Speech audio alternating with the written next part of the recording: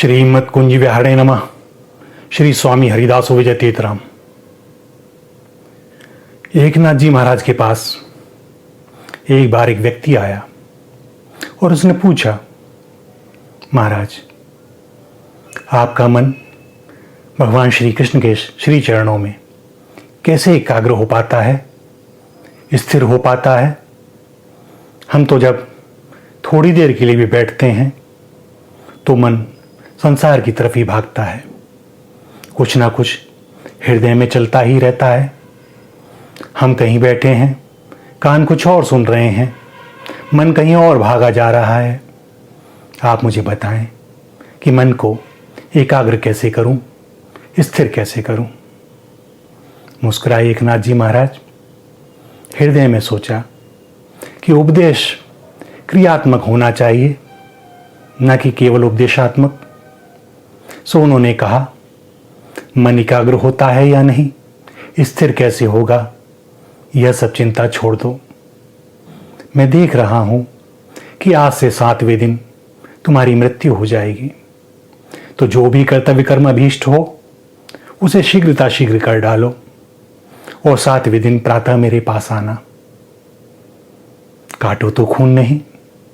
व्यक्ति भागा भागा अपने घर गया और सभी विषयों के बारे में सोचने लगा, क्या करूं, कैसे करूं।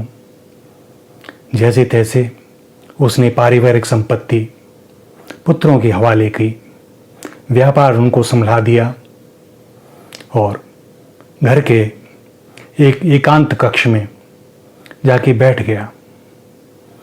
कह दिया, अब मुझे यहाँ कोई व्यवधान ना दे, अपने आप संभालो, यह पीछे भी तुम्हारा ही है।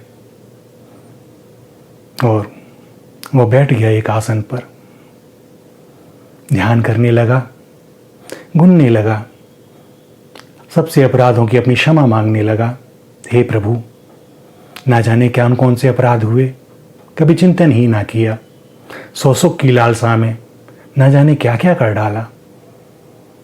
एकांत का अर्थ होता है एक में ही जब सारी वासनाओं का विलय हो जाए, और वह एक कौन?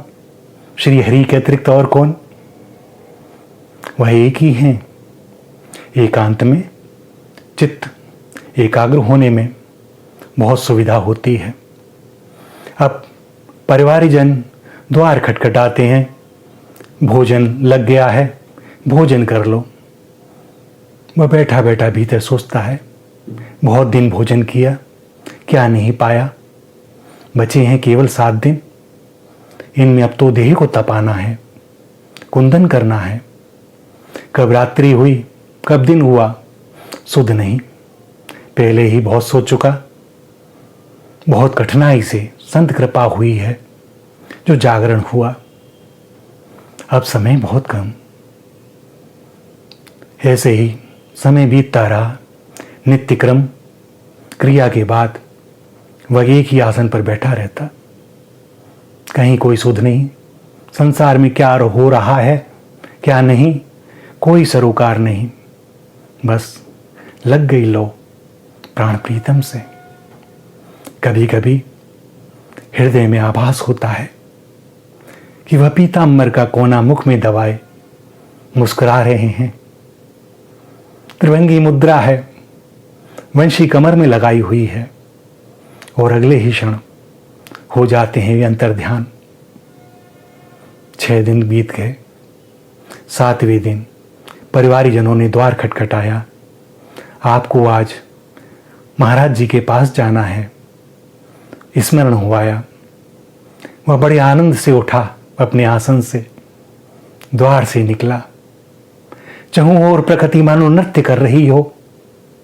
पक्षियों का कलरव और हवा के झोंके एक अलग ही संगीत की रचना कर रहे हैं। कैसा अद्भुत आनंद, कैसी अद्भुत सृष्टि। दृष्टि बदल जाती है तो सृष्टि बदल जाती है। सत्य मानिए, यही होता है। बड़े आनंद से भरकर वो गया संत श्री के पास। कोई भय नहीं। संत एकनाथ जी ने देखा उसकी प्रसन्न मुद्रा को, और मन ही मन मुस्कुरा दिए। जान गए कि तीर ने लक्ष्य का संधान कर दिया है। स्मित हास्य के साथ पूछा उससे, क्यों, क्या किया 7 दिन? कोई पाप किया? खूब भोग भोगे? श्री चरणों में साष्टांग दंडवत करके लेट गया। नहीं प्रभु, समय बहुत कम था। मृत्यु के अतिरिक्त, मृत्यु को सुधारने के अतिरिक्त कोई चिंतन ही ना बचा। वह बोले, यही होता है। मैं भी मृत्यु को प्रतिक्षण याद रखता हूं। हो सकता है अगले ही क्षण आ जाए, और उसके स्वागत के लिए मैंने क्या किया है यह बहुत महत्वपूर्ण है। तो अगर मृत्यु को याद रखोगे तो श्री हरि को भूलना असंभव है। होता यही है कि हम जीवन के बारे में ही सोचते रहते हैं, और जब भी हम जीवन के बारे में सोचते हैं तो स्वसुख, देह सुख, ऐन्द्रिक सुख, इनके अलावा कोई चिंतन नहीं हो पाता। किंतु जब भी हम मृत्यु के बारे में सोचेंगे, केवल और केवल श्री हरि का ही चिंतन होगा, निश्चित होगा। मृत्यु का चिंतन सिद्धार्थ को बुद्ध बना देता है। सदैव स्मरण रखें, बहुत कृपा है। जीवन को ऐसे जिएं कि मृत्यु का स्मरण रहे, और मृत्यु का ऐसे स्वागत के करें कि जीवन जीने की कला आ जाए।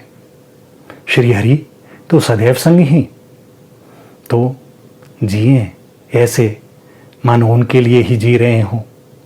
जो भी कार्य कर रहे हों उनके आनंद के लिए, और उनके आनंद में ही तो वास्तव में हमारा ही आनंद है। हम उनसे भिन्न कहाँ। श्री राधा, श्री राधा, श्री राधा।